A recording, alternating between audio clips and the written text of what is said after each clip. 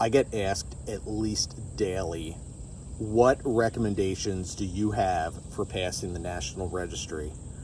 Either it's a paramedic student at the end of the program getting ready to test, somebody has failed the National Registry and needs to retest, or somebody's been a state paramedic for a while and is going to take the National Registry.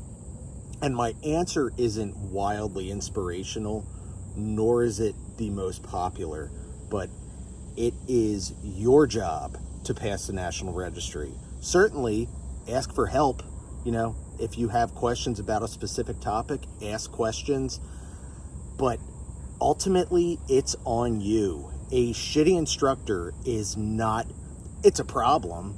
I mean, you've heard me talk about paramedic education before, but ultimately the National Registry doesn't care, and it's not their problem that you weren't taught cardiology or airway management or OB in a way that resonates with how your brain works. And as critical as I am with the National Registry, it's not their problem. So a shitty instructor does not justify you not knowing the material. And my recommendation to everybody is pick up a fucking book. That big paramedic school textbook, there's actually a wealth of information contained in that textbook. That's how I taught myself the program. I had crappy instructors. I still had to teach myself the stuff. And I made it my goal to know it better than my instructor. So there's tons of resources out there that you can use to help. You can find a tutor. There's YouTube videos. There's TikToks. Who'd think you'd be saying that? But, here I am, TikTok. There's formal programs like iMed, Master Your Medics. Find one that you like if you need that extra help. And you can also do online tutoring.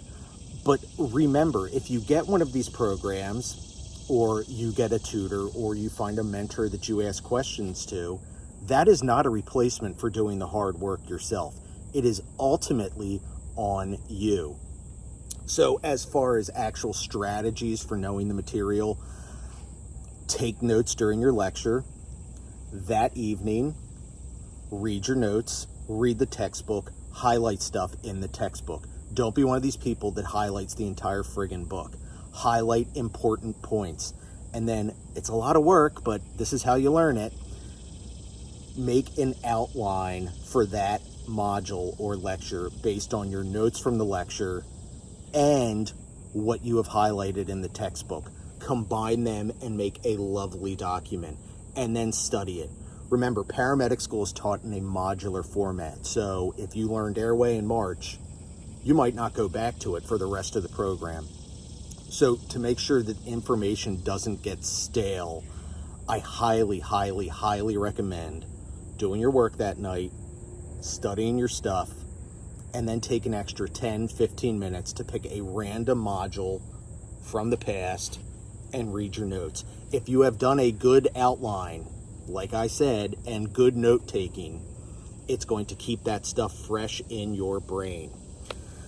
As far as actual test prep, practice tests, get a book, go on Amazon, Google paramedic exam prep book. I know a lot of people have used medic tests with success. You get to practice test taking strategies, and what you get wrong, go back and study so you learn it. And as far as a test taking strategy, for the love of God, do not go back and change your answers.